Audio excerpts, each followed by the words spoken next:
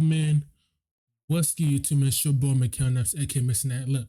Y'all, we are back with part. This is part three, right? I think this is part three. I think this is part three.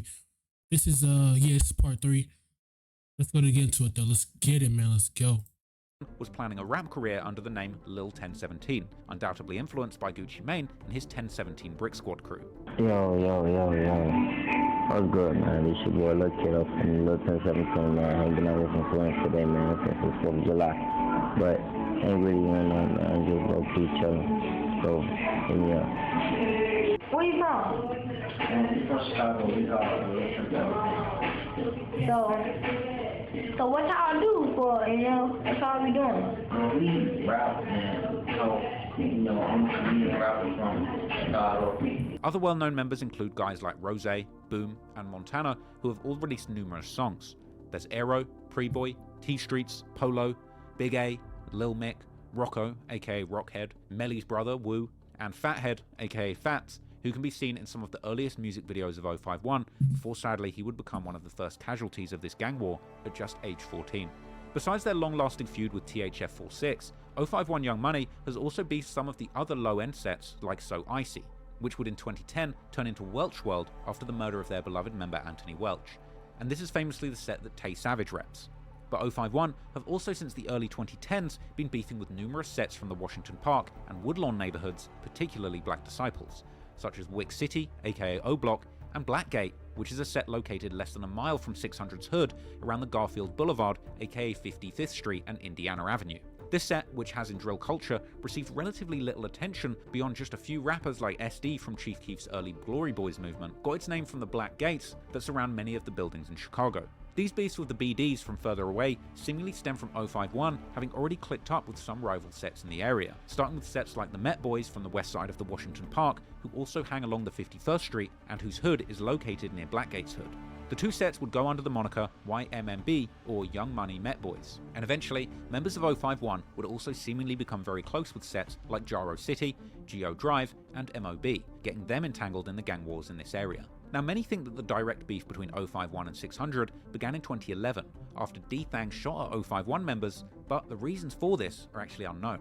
However, what we do know is that eventually things escalated to the point where 051 became one of 600's biggest enemies.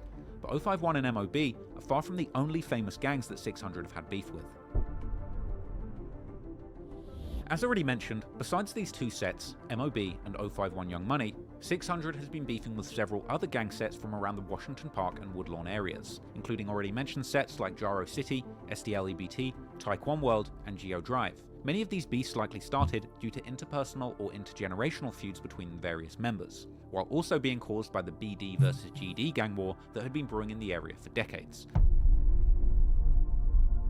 But things would reach boiling point around 2012 after the massive publicity received by the beef between the new Southside rap superstars Lil Durk, Lil Reese, and Chief Keef and the BD sets that they represented, with then going to war with the up-and-coming GD rapper Lil Jojo from a set called 069 Brick Squad, who actually unified the GD side of the gang war with his BDK or Black Disciple Killer movement, made famous by his song of the same name. The song BDK ultimately brought a lot of negative attention on Jojo, culminating in his tragic murder in 2012. JoJo gave a lot of that was like BDK low key, or that was like BDK was scared to see it. He gave them a leg to stand on.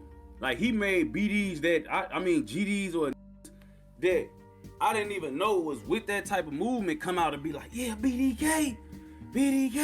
Like, start finding out who was really BDK after he came out with that, like, damn, you BDK, damn, what happened? Like, you feel me? Like, we real live.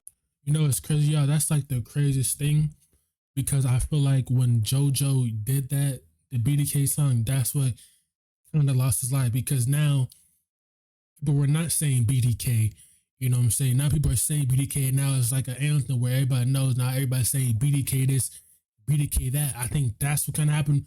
But then when he dropped his location, I think that's what really got him too as well. Like, we real live.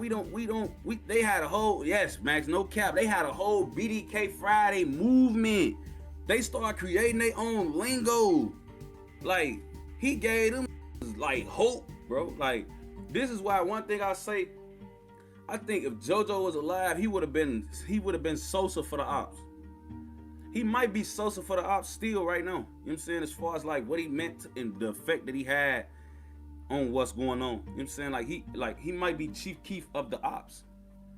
You know what I'm saying? Because he gave them that spark. He gave them that hope. He gave them every little piece of energy that they needed to really compete with us. He was giving it to them. He was giving it to the Ops. Like, we don't gotta click. We don't gotta be scared to beef with these. We don't gotta be scared to war on songs with these. We could make hotter songs than these. We could do bigger shit than these. Like, he gave the Ops hope. However, Brick Squad, or JoJo World as it became known after his death, is actually not located in Washington. I mean, he is right though. If you really think about it, he is right. Nobody really at that time was saying BDK. No one was really saying that. You know what I'm saying? No, I thought nobody was really saying that. So that is facts to what he's saying. I'm saying, yeah.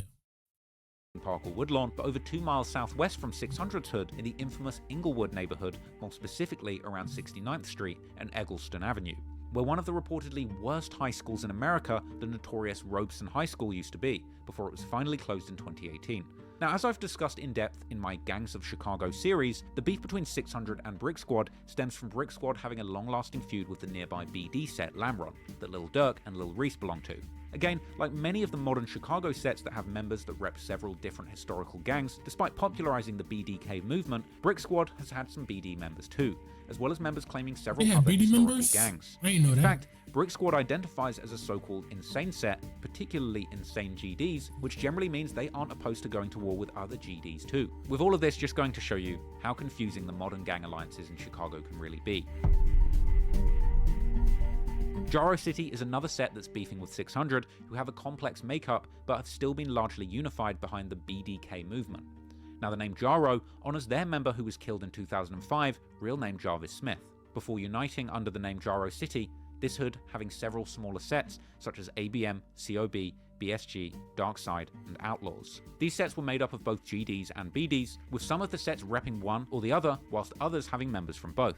Jaro City is also close to a set called No Law or Chieftown, who are primarily Black P Stones. Therefore, there are also Jaro City members who rep Stones. Now, some of the most known and important people to come out of Jaro City for this story are Dome, who was an older and well-respected member in the streets, Tutu, a younger generation shooter, everyone's favourite new Chiracian, the Whoop Man himself, FYBJ Main. And if you did your homework, you would know that he was in fact originally a BD, hailing from the Randolph Towers, also known as the Castle, an infamous BD stronghold where many of the 600 members also grew up in their first years before it was demolished. For example, FYBJ Main was actually pictured together with infamous 600 member C-Day when they were just toddlers. You've also got FBG Butter, an infamous Chicago drill character who's been making a successful comeback in recent years through a string of highly entertaining. I mean, we also do know they also be cool with each other. They all used to be cool with each other. So I mean, that's really nothing, because they all used to be cool with each other. So that really shouldn't really shock anybody. You know what I'm saying?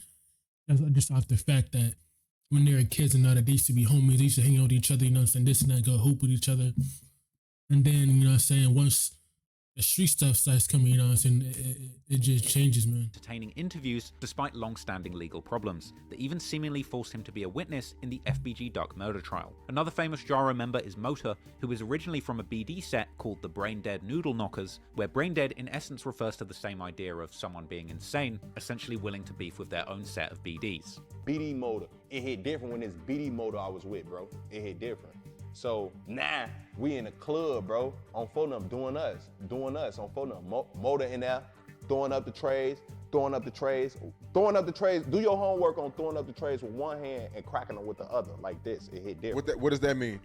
That mean you BD, but you BDK, bro. It hit different, bro. This term was actually used in early drill culture, popularized particularly by Chief Keef's Glow Gang member Trey Savage, who belonged to a Brain Dead set called MTV 079. As explained by FYBJ Main, Motor used to in fact hang out with guys like Lil Durk before the gang war popped off, when he actually ended up taking the opposite side. Last time I seen Lil Durk, folks, Lil Durk was with Motor, bro.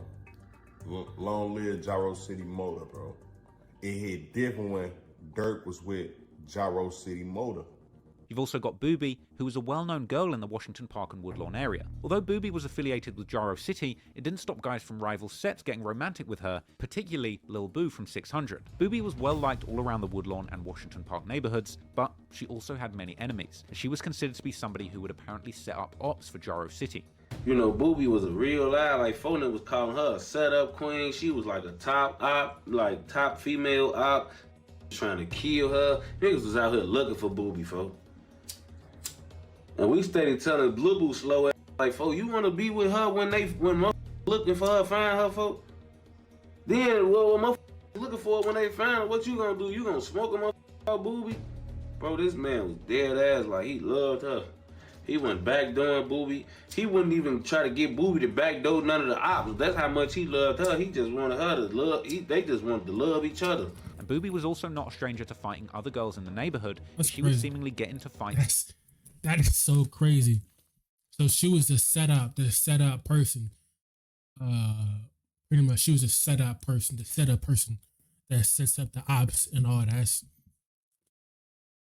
That's crazy, man. That's for real crazy. That's crazy for real. For having such a broad friend circle. In one old video, Booby can actually be seen beating up a girl for allegedly disrespecting Tuka. However, Booby herself was allegedly killed by accident in 2015 during a drunken shootout incident at a party, but their killer has never been caught. After her death, someone would post from her Twitter account saying how Booby had even been pregnant with her second child, and implying that people know who killed her, but wouldn't come forward. You've also got Lil Ho, who was a real Jaro City OG, but who would... Well, people are not gonna speak up because it's the streets. Yes, she was pregnant. She was pregnant. I'm sorry about that, but this is the streets. You know what I'm saying? They don't really care if you're a girl or boy, none of that. If you in the streets and they know you like that, you're an op and they want to get you up out of here, even though we shouldn't kill on people, but it's the way it is and how the government does, you know what I'm saying? That's the government does, you know what I'm saying? They push all the black people into one neighborhood right here where we can't get no really jobs. The school system is shitty. Bunch of liquor stores everywhere. But if you go to the white neighborhoods, they got the good schools, the health cares, good ass grocery stores, all that. You're not gonna see one liquor store, not one liquor store. Probably see a bunch of 7-Eleven, you know what I'm saying, Circle K's, you know what I'm saying, shit like that. You go back to the black neighborhoods, there's nothing. Then they put, you know what I'm saying, the white stuff in the neighborhoods, plus the guns, plus all that, just so we can, you know what I'm saying, go to the top. Crazy shit, right? Would unfortunately end up losing his life during the events of this story after already reaching the age of 44. And lastly, one of Jaro's members by the name of Potty, real name Rodney King, was shot and killed in 2008, with a rumour being that the shooter was actually a prominent member of 600, D-Thang, a major catalyst in the war between these groups, which we'll discuss in more detail later. But anyway, outside of the streets, Jaro City also had members who made music, unsurprisingly dissing their ops and mocking the deceased. For example, despite growing up with many members of 600, FYB J-Mane has a long history of dissing 600 and their affiliates in his music, including his song 300 Dead Ops. J-Mane can be heard saying he's 600k and claiming he's smoking on Waldo and T-Roy, as well as dissing other dead people and O-Block. Jaro City's main territory has been around 62nd and Vernon, but they virtually share the same territory with a set called Taekwon World, who can be seen as the younger generation of Jaro City.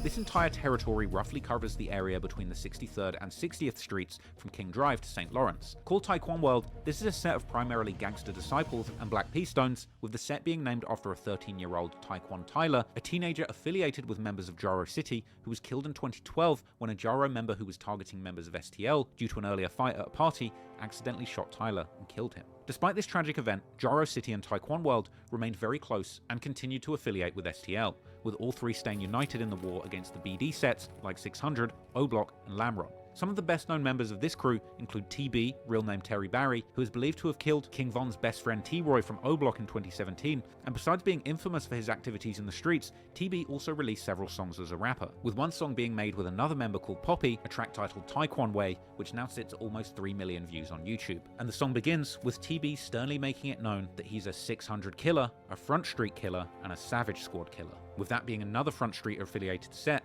named in honor of Fredo Santana's Savage Squad record label. and being an O-Block killer. Other prominent members of Taekwon World include Poppy, who was gunned down in a brutal assassination while at work, allegedly by members of O-Block as part of their Get Back campaign after T-Roy's murder in 2017. You've also got Richie Jerk, who was the younger brother. This is crazy, man. We sitting here killing our own people just because he's from that block or he's from that set. You know what I'm saying? Brother of Billionaire Black, known as both a rapper and a shooter, until he was unfortunately killed in 2020 by unknown assailants. And then there's Big V, and of course, you've got the gang most infamous for their beef with O-Block, STL EBT, which is a mixture of two primarily gangster disciple sets that have merged. STL, which refers to the St. Lawrence Avenue, and has also been referred to as the St. Lawrence Boys, and EBT, which refers to Eberhard Avenue. More specifically, the main spots of these sets are located around 63rd and St. Lawrence and 64th and Eberhard, with both sets closely linked up and often united as one. As seen in an old clip from an infamous STL member KI, where she claims, "I'm from STL, but I'd be posted on EBT." Like, it be like, I just get motherfuckers. These EBT right here, man. I'm from them. Yeah. Squad shit, bitch. I'm from STL, but I be posted on EBT. Hey, the real is back, man. You already know free C-ball. Squad. However, there are also some differences. For example, the STL side also goes by Tukaville to honour their fallen member Tuka, a 15-year-old gangster disciple from the area whose murder would be mocked relentlessly in music from the likes of Chief Keef, King Von, and Lil Durk. Within STL, there is also FBG, or the Flyboy Gang, a group of guys who were particularly interested in rapping. STL key members include KI, who was infamous in the streets of Chicago for being a female shooter, a real rarity in the male-dominated gang wars of Chicago. Another prominent member known for their gunplay was Lil B, who is often mentioned as being one of the biggest savages in drill history. According to these stories, Lil B would even use tactics like walking his dog just to get close enough to his ops to shoot at them. One of these ops was Ocho Munna from O-Block, who would tell the story of Lil B almost killing him in an interview years later. Had a run-in with somebody named Lil B or something, and some crazy happened. Because some went down, man.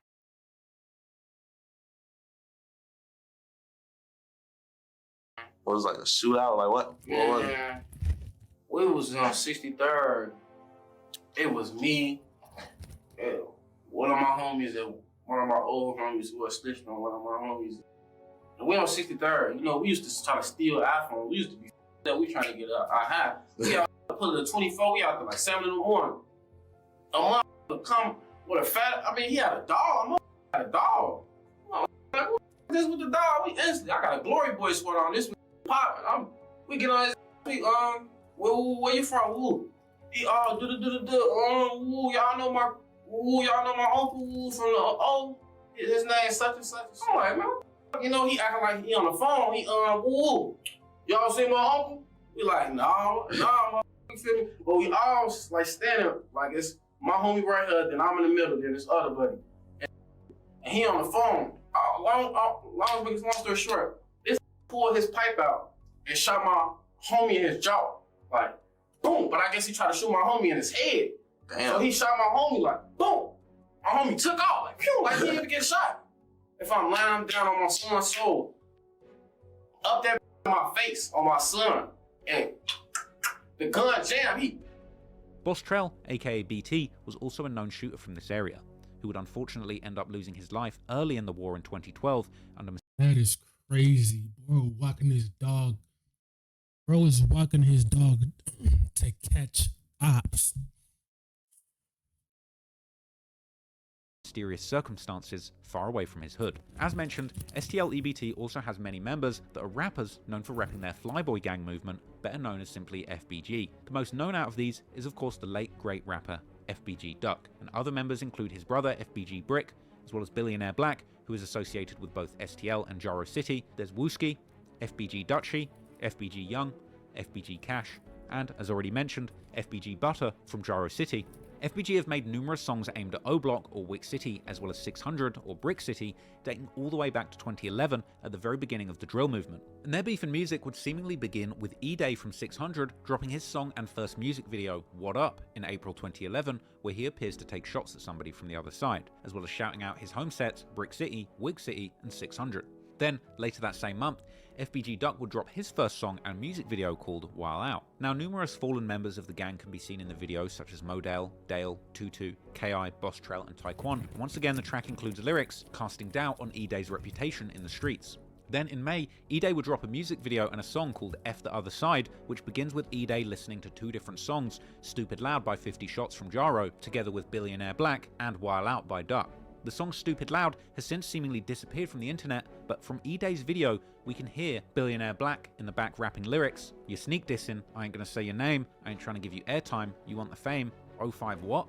45 bust that, bet 05 duck," followed by gun noises. It would seemingly include a snippet of Billionaire Black rapping about how he shoots up their block. While 600 would take 60th Street to be their main street to claim, Brick City at the time was known to rep the 59th Street. And clearly, E-Day took both Billionaire and Duck to diss him. Billionaire Black and Duck were dropping lyrics that seemingly indicated that they had been shooting up 600's blocks. And so E-Day would reply with a much more pointed diss towards Billionaire Black and Duck, as well as other sets like MOB. However, as Billionaire Black would later explain in an interview, apparently E-Day didn't even realise that Billionaire's beef wasn't with Brick City, but actually 051, who he'd already been beefing with a long time, because he had apparently lived in the low end and repped the set Welch World, which used to go by the name So Icy, as lyrics in 051 Lil Mark's 2011 song Zico World would show. The song, I say some 45 what? 45 bust, bet 45 duck, don't, like that, boom. The song I was talking about, Young Money, everybody know I've been into a 051 my whole life. Feel me, like this sucking dead truck driving family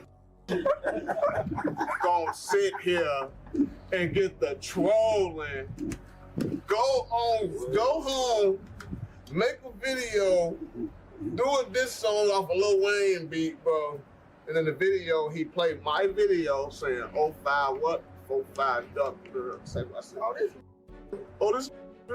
this is me. Then he played a song Duck did called Wild Out. This is Duck's first song. Duck actually dissing the out of this. He said that we ain't drilling like we drilling. Is you serious? Going on like Duck went on his first song out. And so he wasn't in with 600 in them. My 051 money. Oh.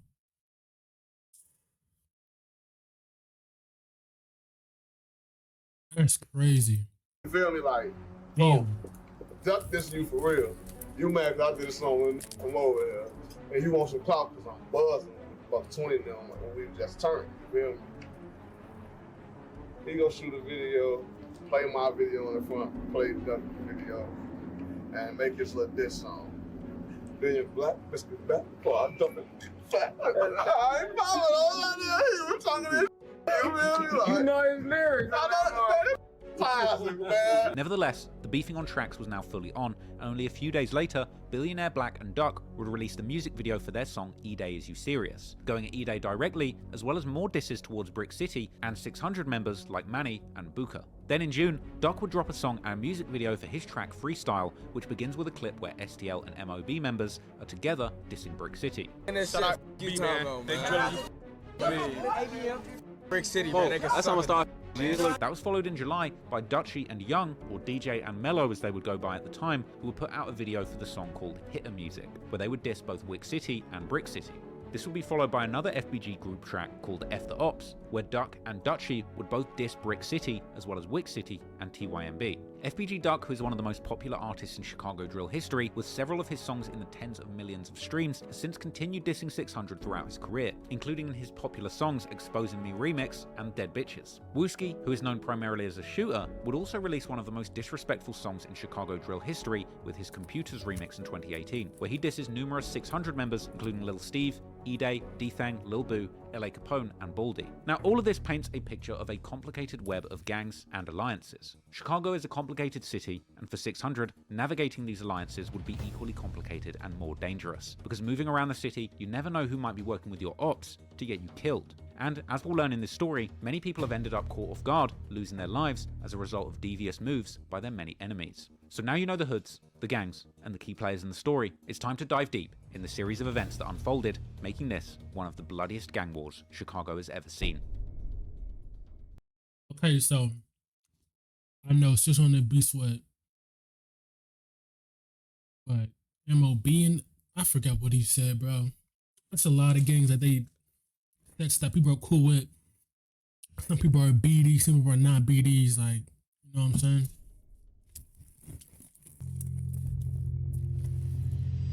The gang wars in Chicago trace all the way back to the 70s and 80s, and the demolition of many of the project buildings that contained the formerly well-organized BD and GD strongholds left younger members displaced without leadership. So over the years, gangs in Chicago became less concerned with moving as a unit and running a centralized criminal enterprise, and more concerned with the day-to-day instances of violence on their blocks. Many famous murders had taken place in the 2000s and early 2010s that caused tension between the smaller sets running the streets. The first of which relating to this story is the murder of Jaro that saw the formation of Jaro City in 2005. But Jaro's rivalry with 600 arguably sparked a couple of years after the death of Jaro, before 600 was even formed as a gang. On the 21st of September 2008, a Jaro City affiliate called Hottie, real name Rodney King, was shot and killed in the 400 block of 62nd Street. Jaro City would use the name Hottie World in his honor, and the murder of Hottie would become connected to the older members of 600, who at that time would have still been primarily claiming the gang Brick City. However, younger members would apparently be present for this murder. In 2014, 600 Breezy would tweet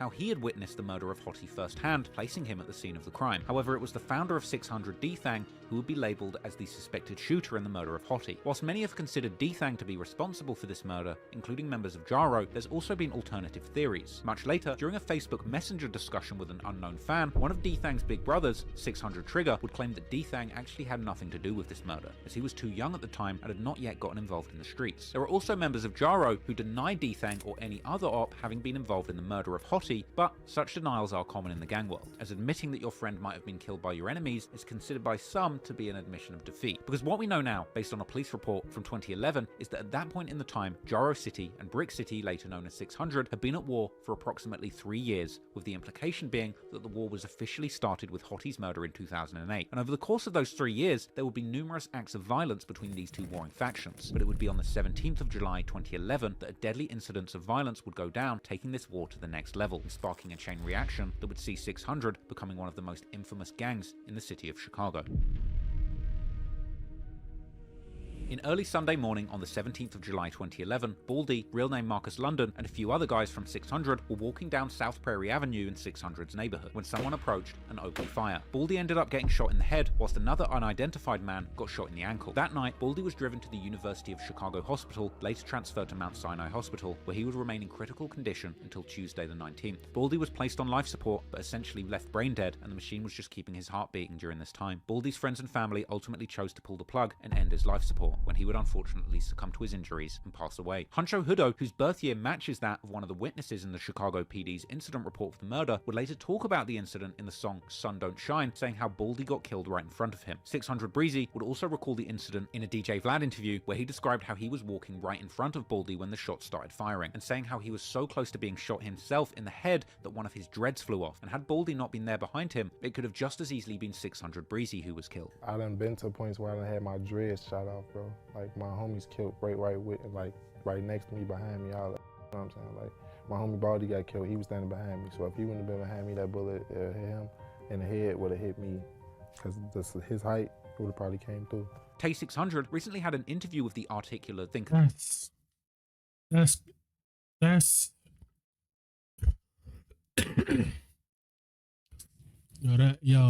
really crazy though, for real, bro. Walk in and homie got killed right in front of you and you see it.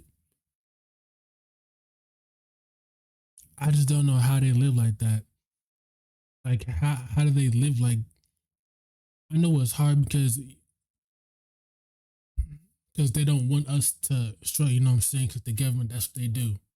Like neighborhoods, they do that where we can't even go up in life. That's what they bait us into, you know what I'm saying? Killing each other, this gang bullshit. If people just wake up and realize what the fuck the government really be doing and what they have done, then shit can be different. But niggas is just brainwashed and controlled, bro. That's it. People and niggas is still brainwashed and controlled by this fucking government. His podcast, where he shed more light on Baldy's murder, explaining that 600 member E-Day was on the block with Baldy at the time he was killed, and that E-Day carried Baldy himself into the car and took him to the hospital. When Baldy got killed, when he got shot, they was all on the block. When he got hit in the head, Ide was the one like carried him, picked him up, carried him to the cops. So Ide got all this blood on himself from dealing with Baldy when he first got shot. Tay would go on to explain that Baldy was the first person from 600 to get killed on their block. Like, man, Baldy had mind you, bro. Baldy is the first die from my block. Yeah, so man, that's crazy. At this point in time, you know, this ain't like me getting this call later on down the line or now. He the first some like this happened to at this very point. So despite there being instances of violence in the area before this, and things started with the murder of Hottie in 2008, the murder of Baldy ended up becoming the inciting incident that would harden the hearts of many 600 members in the streets. Members of 600 would be heartbroken about the loss of Baldy. While Chicago police would struggle to find Baldy's killer, many of 600's enemies would later seemingly hint at being responsible for the hit, including members of STL and MOB. The infamous female shooter KI would later allegedly be killed by O Block's King Von, would actually tweet about the situation a year after Baldy's death, saying that it was her gang that made Baldy World. However, in 2013, on the exact date that Baldy died, Beans from MOB would seem to hint that his gang were responsible. In 2012, he would even post a meme on Facebook making fun of Baldy, where he had tagged both KI and Scrap from MOB, perhaps implying that they had both been behind the hit. Also, Buki from MOB tweeted that MOB invented Baldy World. Driller from 051 would also credit MOB for the killing and praise them for making Baldy World. MOB would even seemingly admit to killing Baldy in their vlogs. What'd you tell her ass? What'd you say before that? 600K, we kill a little boy. Before that? That be like Baldy. Like Lil Baldy. Like Lil Baldy. Boom, boom, Baldy. Hey, nah. He make them hits though. I'll make the hits. He can get a hit done though, quick. If it wasn't for me, the hits wouldn't be hits. Lady, what you mean, baby? He wanna go to Baldy World. Wanna go to Baldy World. He wanna go to Baldy World, man. He wanna go to Baldy World, so I hit him in his Baldy World. Baldy World. It's the Baldy World. When we hit Baldy in his head, his spinning. His spinning. Dead looking like Baldy when we rolled up. Right or wrong? That bees like Lil Baldy. Say it. That bees like Lil Baldy. Said the Baldy World. What you call it, girl? I call it Baldy World. What you call it, girl? I call it Baldy World. That bees like Those Baldy. bees on my belt buckle. Don't you know that's Baldy World? Baldy World. He wanted to go to Baldy World, so we said to the Baldy World. Man, you live in this Baldy World. Hit him in his Baldy World. Now you up in Baldy You World. off from Baldy World, so sitting in that Baldy World. Years later, the rapper Ruger from MOB I don't get it. They're doing this shit and then dumbass motherfuckers incriminating themselves in the video. Like, niggas, I swear, this is why we can't, this is why the black people can't involved in nothing, bro. Niggas is dumb as fuck. Niggas would literally go do it here and then talk about the shit.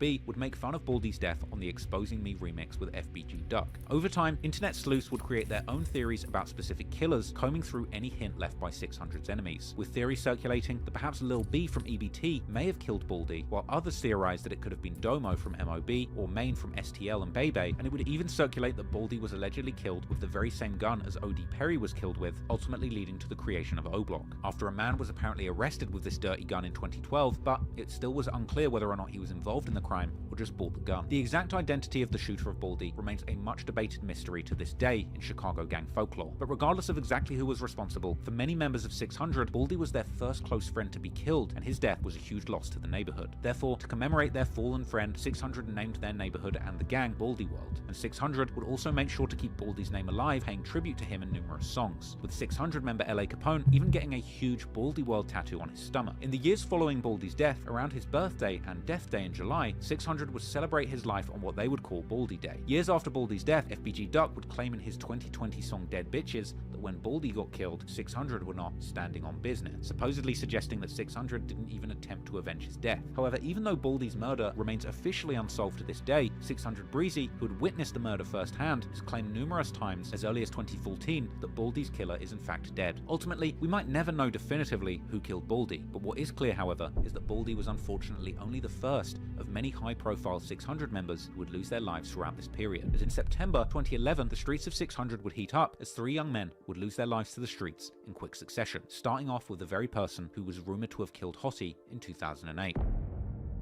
Damn.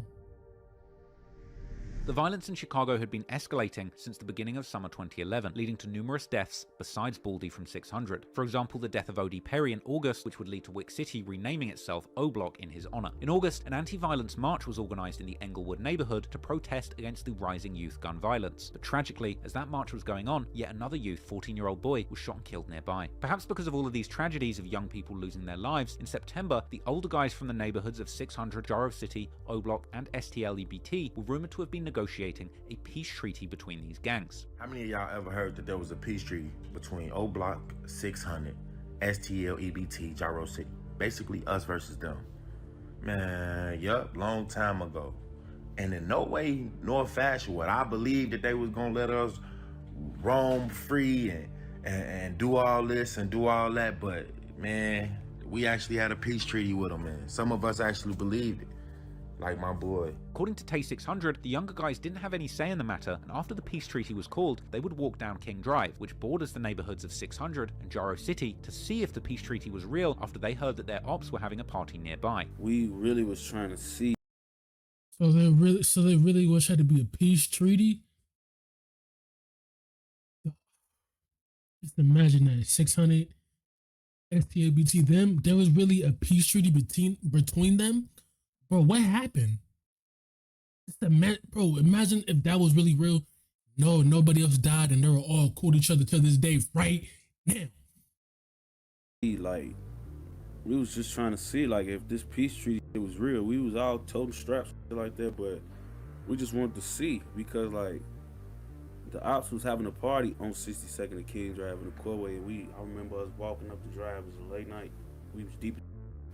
It was basically one whole hood walking up King Drive. According to Tay, that day, nearly the whole of 600's hood was out walking on King Drive, and eventually they would get to the party being thrown by Jarrow City, where they would meet many of their former friends, who at this point were some of their worst enemies. These ops would have killed them on sight just a few weeks ago, but by some miracle, this confrontation would go down peacefully, and everyone would go home safe that night off the back of the peace treaty. With each other, so it was crazy because this the first time we done seen each other face to face, and they had to like get into no shootout or nothing where it's like unfolding. It's really have a peace treaty going on, so you looking at these who you was just supposed to be blowing at last week, and it's like, but none happened though. Nobody tweaked right then and there. We end up making it straight to the O.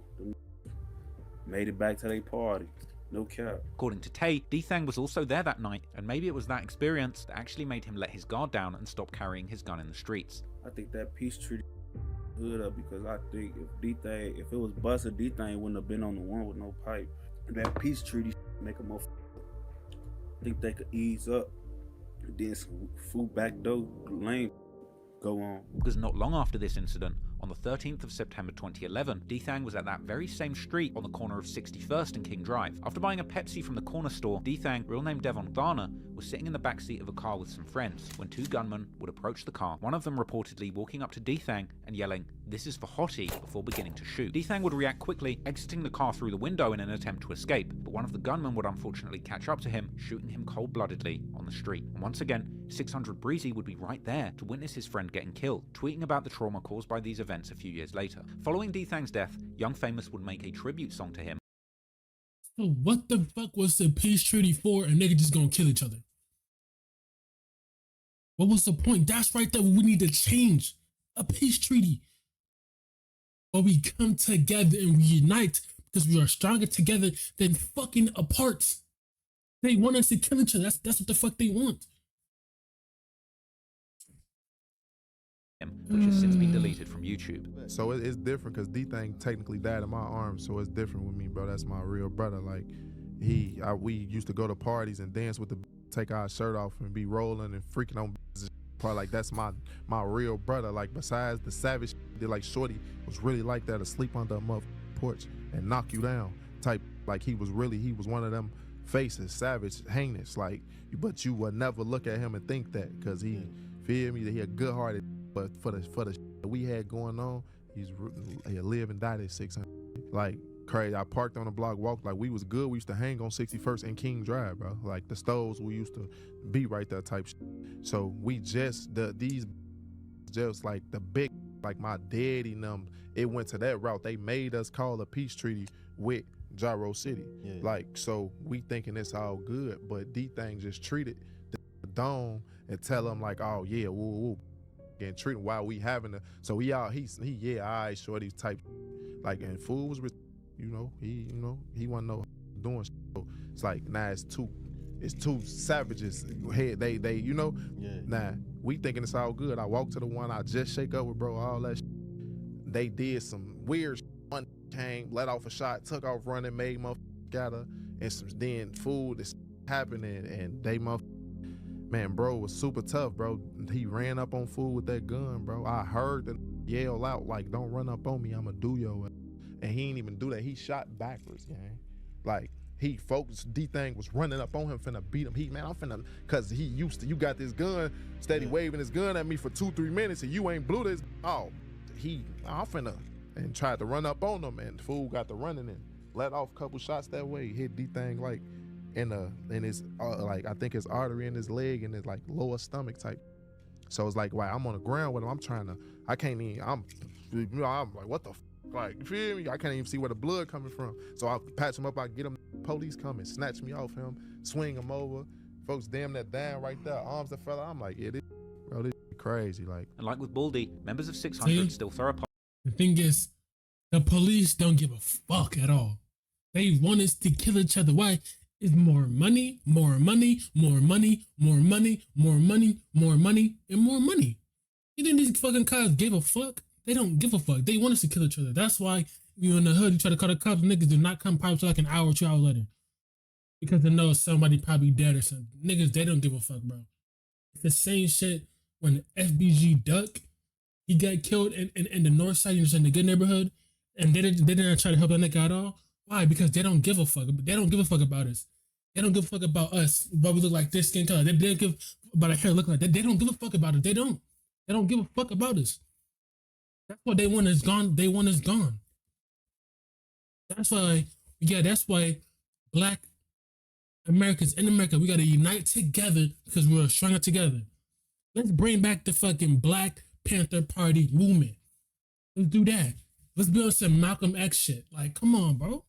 Party in D-Thang's honor every year on his birthday. Meanwhile, 600's ops from MOB would almost immediately be on social media taunting them. However, there were also some other reactions, including one 051 member posting tributes to D-Thang, as well as a member from Geo Drive, which was an indication that despite the war between 600, MOB, and Gyro City getting deadly, 600 had yet to begin truly beefing with other sets like 051 Young Money, which would eventually become their mortal enemies. After the brazen assassination of D-Thang, although the killers had once again fled the scene without being captured, this time around, Chicago police would be on their heels since the very beginning, immediately being aware of D-Thang's gang affiliations and likely the common enemies, as well as securing CCTV footage from a security camera of the corner store that D-Thang had visited just moments before his death, which had captured the shooting. According to CPT's internal investigation reports, CPD would also conduct a buy and bust scheme on local crack dealers in order to receive more information on the homicide, and soon they would have several witnesses that told them that the killer was a man called Dome, who was a member of Gyro City. Not long after, Dome, real name Christopher Hughes, would turn himself into police custody, charged with the murder of D-Thang. According to CPD's reports, Dome was in fact on parole at the time of the murder, and to make matters even worse for him, he was on electronic home monitoring, which showed that Dome left his house about 20 minutes before the shooting and returned only a few minutes after. Based on the brazen assassination-style killing that took place in the middle of the day on a busy street, which Dome committed whilst on parole and being monitored, it seems like the killing of D-Thang was a highly personal matter. Not only did the shooter allegedly say the murder was retaliation for Hottie as it was happening, but even in his mugshot, Dome can be seen with a large 600K tattoo on his throat with the O's illustrated as smoking bullet holes. Prosecutors would argue that the killing was motivated by revenge, and ultimately Dome would end up being sentenced to 20 years for the murder of D-Thang. With it initially believed that he would be eligible for parole in just over half of the sentence in 2023, for the members of 600, the death of D-Thang was devastating, as D-Thang had not only been the founder of their gang, but also the biggest role model for many of the younger members. Years after his death, Tay600 would post a heartfelt message to his Instagram about D-Thang that ended with him swearing that when Dome was released, they would kill him. 600 Breezy would also chime in, calling for Dome's release so that 600 members could get back and kill him. Breezy would post numerous times about the death of D-Thang, taunting Gyro City, claiming that this is the only murder that they have committed. Undoubtedly, being known for such a high-profile murder, whilst also having 600k tattooed on your neck, would likely put a pretty big target on your back in prison. Take600 had posted on Twitter that Dome had a target on his head in jail, in prison, where D-Thang's brothers were also serving time. But in the end, 600 would not get the opportunity they wanted to avenge the murder of D-Thang, because in 2021, only a few years before being eligible for parole, Dome would reportedly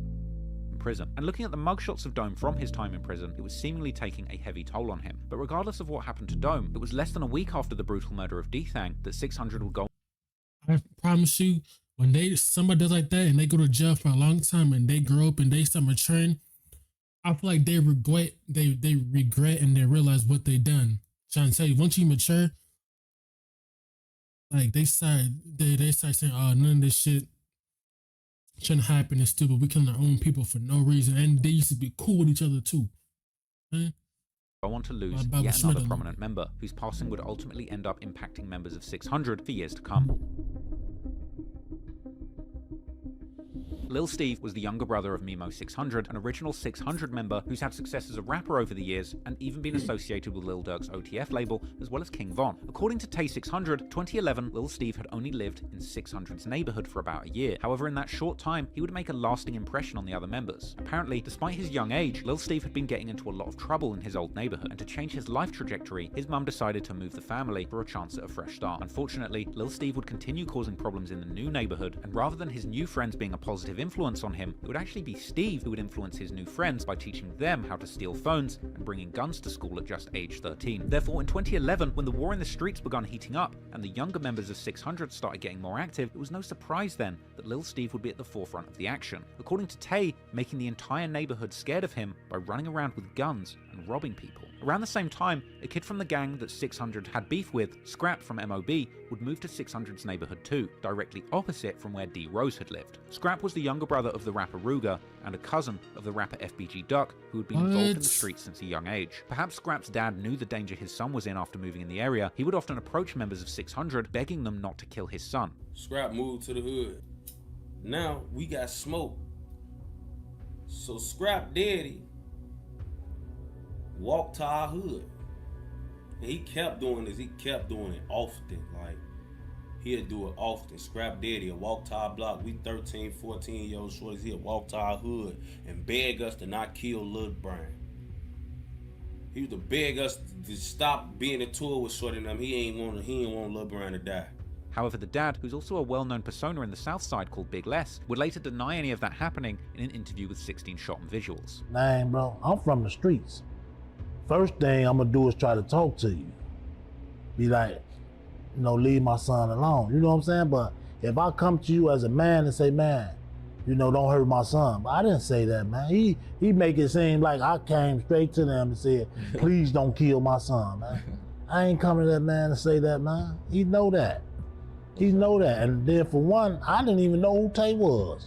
Whatever the truth is, Scrap would remain unharmed for the time being. However, according to Tay, after Baldy was killed later in 2011, Lil Steve wanted revenge. That night, Lil Steve would allegedly walk up to Scrap's house and unload his gun without care for who was inside. Man, he walked the Blood Bride crib, man, and put slugs in that motherfucker. He say, I don't give a who at Yeah. But then you into with them, then you move to they block. Yes, they'll probably leave you alone for a little bit, but then they gonna say, fuck it, man. Nah, we gonna get this nigga. They gonna say, fuck it. Now we gonna get this nigga. That's what pretty much sound like. You know what I'm saying? That's what pretty much sound like to me. They gonna say, man, fuck this nigga, man. We gonna get him, you know what I'm saying? But RP Scrap though, you know what I'm saying? If he lost his life, I don't know if he did or not. RP him though. Steve was crazy, man.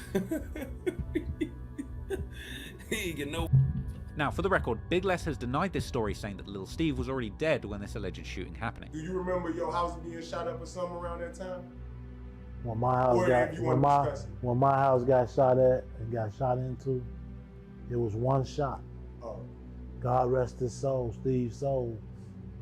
Steve was dead. But whatever the case, on the 19th of September, only days after the death of D-Thang, Lil Steve, real name Stephen McGee, was reportedly walking on the 6000 block of Prairie Avenue, the same street that Baldy was gunned down on, when a man passing by him would warn him of several guys with guns being gathered in the nearby alleyway. Unfortunately, someone would then appear from the alley and start shooting towards Lil Steve, hitting him twice, once in the head, ending his young life at just 15 years old. E-Day and 600 Breezy would later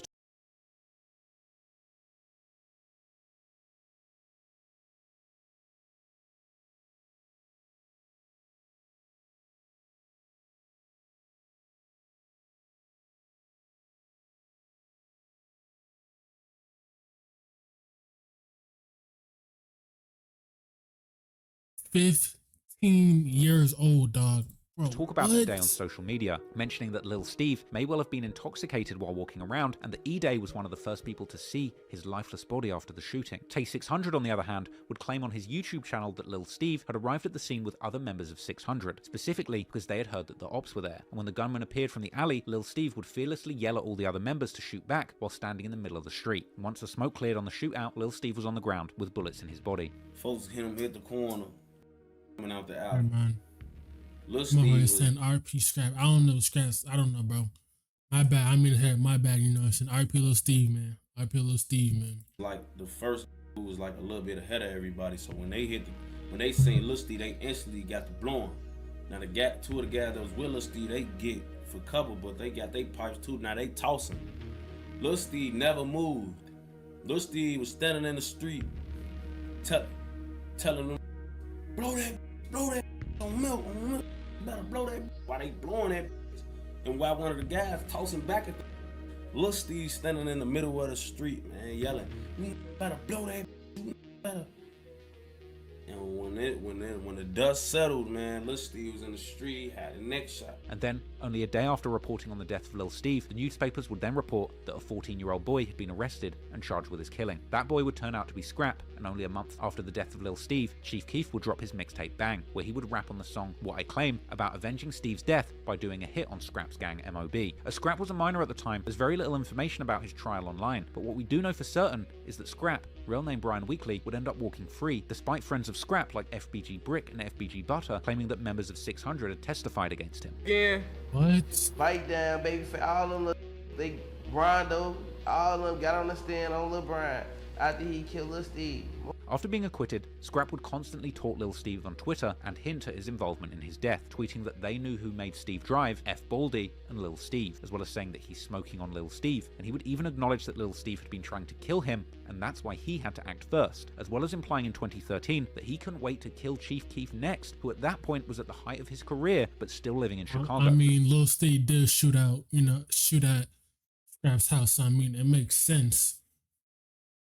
So it does make sense though. Lil Steve did, shoot at the house and stuff. But I want to know, how are these motherfuckers 13, 14, 15 getting guns and shit? How the hell are they getting guns? How? Lil Steve was the third member of 600 to be killed within just a few months, and despite him only living in the neighborhood for a short time, he had become a legend for many in the crew, which is clear from the amount of commemoration that he received after his death, with 600 naming their neighborhood Steve Drive, and many of the members still commonly using the saying, on Steve. MOB members would often post to Twitter claiming the murder of Lil Steve and Baldy, but unfortunately, the killing was far from done, and less than 10 days after the murder of Lil Steve, there would be another senseless killing in 600's territory.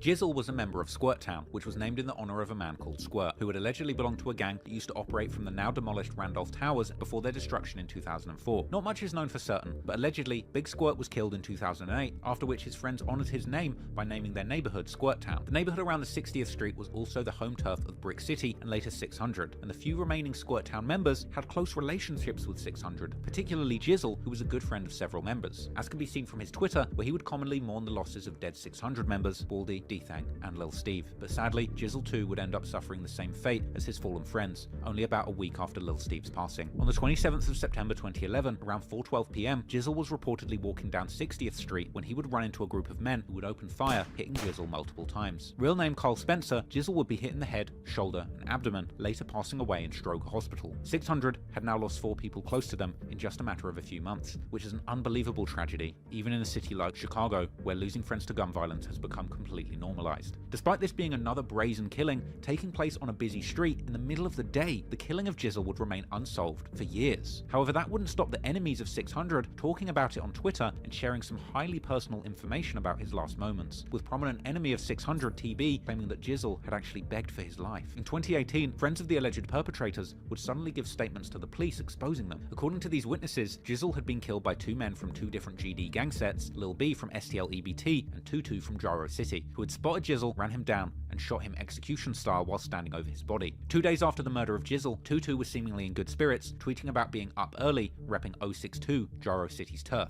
Other ops would also imply that Tutu was one of the shooters, with one member tweeting that Tutu hit Jizzle. However, the alleged killers wouldn't get to face justice for their crimes, because by 2018, both of them had already lost their lives to gun violence in the streets. But more on that later, because as 2011 went on, despite September being a deadly and devastating month for 600 and their members, in the following month of November, one of 600's biggest enemies, 051, would end up losing one of their most prominent members too.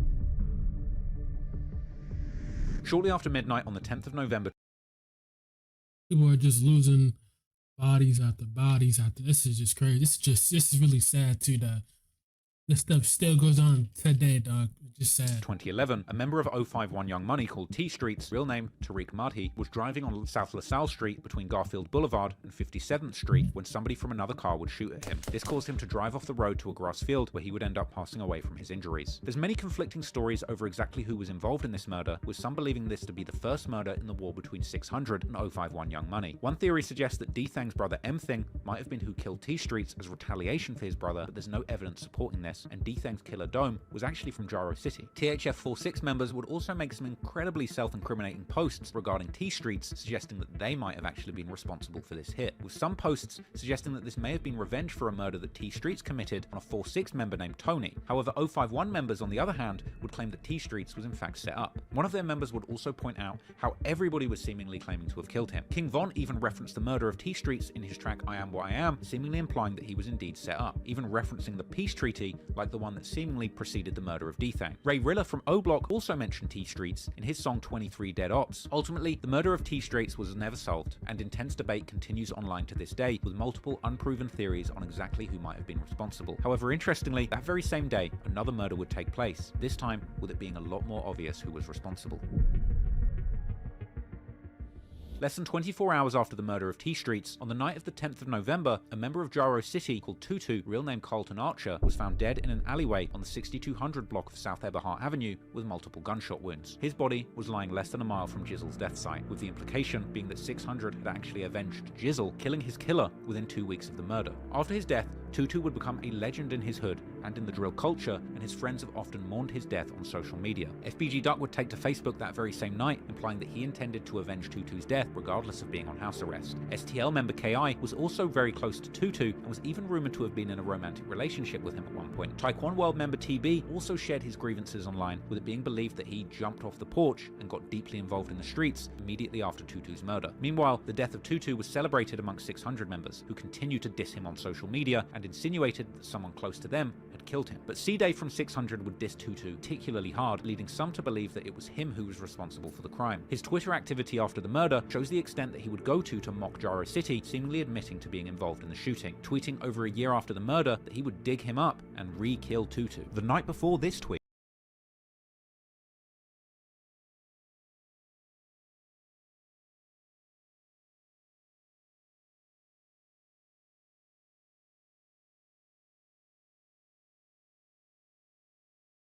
Big somebody, dog. I just don't know what to say to that, dog. Big somebody up, like. C-Day would also post claiming that he enjoys killing so much, and he even compares it to the feeling of sex. Many would theorize that his Twitter name, 22 Shots, or Tutu Shots, is in fact a play on words, referring to him being the killer of Tutu. Moreover, a rumor would start that C-Day and others had actually called FBG Duck right after the killing, which according to some, Duck would actually post on Facebook that his bro is dead only a few hours after Tutu was confirmed by the police to have been shot. But the theory that C-Day was responsible would become more likely as weeks went on. On the 28th of November 2011, just 18 days after Tutu's murder, Buka and C-Day, along with Rondo No. 9, would drop a music video for their song, Man Down. And in that song, C-Day raps that he catches people and leaves their bodies slumped like Tutu, and that Tutu got cooked and he was the chef. The disrespect being further amplified by the fact that C-Day took these lyrics from an old Facebook post of Tuka, who at the time had been dissing the ops of SDL, with C-Day simply switching the name Mo to Tutu.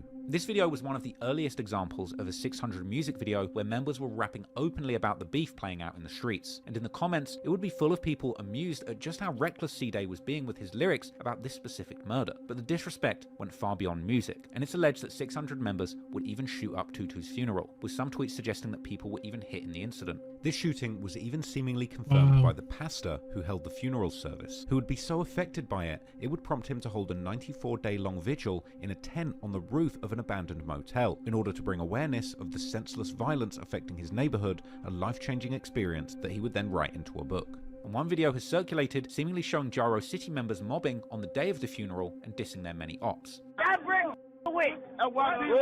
We out here. What's up? What's up? We out here. Camaro, we out here. What's up? What's up? We out here. What's up? What's up? What's up? Facebook us out here, shorty. I'm cheap. Put us out here. On the air. We out here. We out here. You know, RP Tutu. No. FBG Butter actually mentions the funeral shooting in his interview with Corporate Cartel Media, admitting that it really happened, and claiming that Jaro members got locked in the church by authorities who were trying to take their guns. Because look, you gotta think like this, right? Tutu funeral was on the right, at Pastor Brooks Church, right? It got blew at. It was a shootout, right? At the funeral? At the funeral. It got wild on their way going to the funeral. Bumped his, got wild, you know, right? Pastor Brooks let the police barricade us in his church. Prominent Chicago YouTuber Trenches News would also discuss the funeral shootout in a video. Tutu funeral actually was shot up. They stuck their hand through the old block gates and shot him, shot at the funeral. You know what I'm saying? And then the police, they end up grabbing all the guys from Tukaville and STL, stretching them out, searching them. You know what I'm saying? After they got shot, after they came up under fire. Ultimately, the war between 600 and Jaro City and their affiliates had reached. Alright, go. That's end of part 3. Be back for part 4. You know what I'm saying? Subscribe. You'll know the vibes. Be back for part 4. Let's get it.